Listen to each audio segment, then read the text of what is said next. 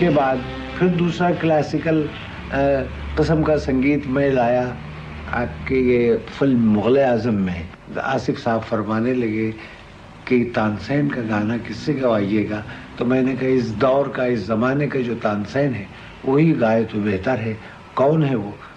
आसिफ साहब सिगरेट यूँ पीते थे और उसका ऐश गुल यूँ झाड़ते थे, ये स्टाइल था उनका। कौन है वो? मैंने कहा बड़े गुलाम अली खान साहब, लेकिन वो फिल्मों में गाते नहीं हैं। तो कहने आप वक्त लीजिए, उनसे अपॉइंटमेंट लीजिए, मैं चलता हूँ। मैंने वक्त लिया, आसिफ साहब मेरे साथ गए, बड़े गुलाम अली खान साहब को मैंने आदाब किया। वो कहने कैसे बेटा, कैसे तशरीफ़ लाए, क्या है?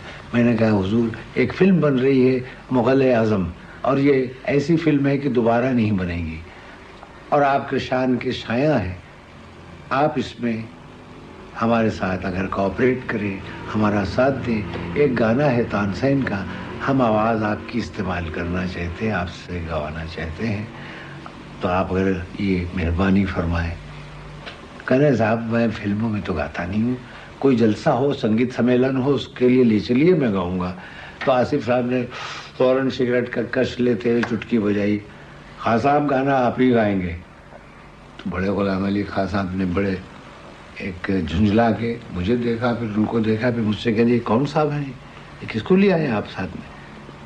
मैंने कहा साहब ये प्रोड्यूसर और डायरेक्टर है इसके। अब साहब कोई भी हो, लेकिन मैं जब कह रहा हूँ कि मैं नहीं गाऊंगा तो ज़बरदस्ती ये कह रहे हैं आप ही गाएंगे।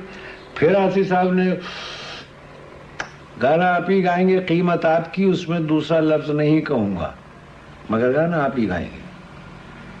फिर खान साहब ने इधर उधर देखा, मैं उससे कहने ज़रा बाहर आइए, बालकनी में ले गए मुझे। कहने मैं कुछ ऐसी बात कह दूँ इससे कि भाग जाए। मैंने कहा हुजूर मेरे ही नुकसान होगा। कहने आपका नुकसान क्यों होगा?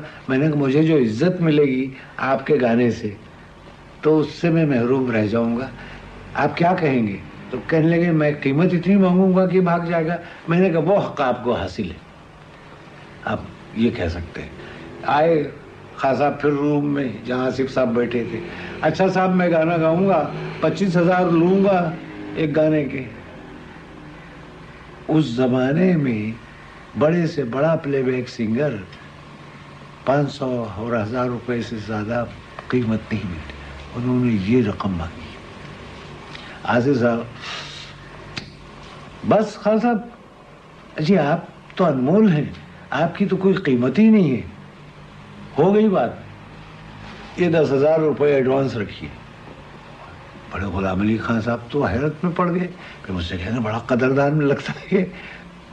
गरज ये इस तरह से गुलाम अली खान साहब आए, उनको यहाँ रिहर्सल कराई, और जब हम गाना रिकॉर्ड कर रहे थे, वो लव सीन जो है अनारकली और सलीम, शहजादा सलीम का, उसमें कोई डायलॉग नहीं था, सिर्फ गाने से उस सीन को उभारते थे, एक्सप्लेनेशन जो भी लव सीन का था।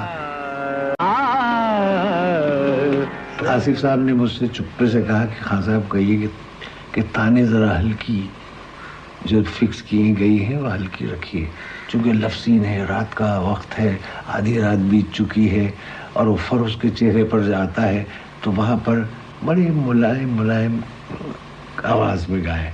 मैंने खान साहब से अर्ज़ किया, तो खान साहब कहने लगे कि भाई वो पिक्चर बताइए मुझे जब गाऊंगा।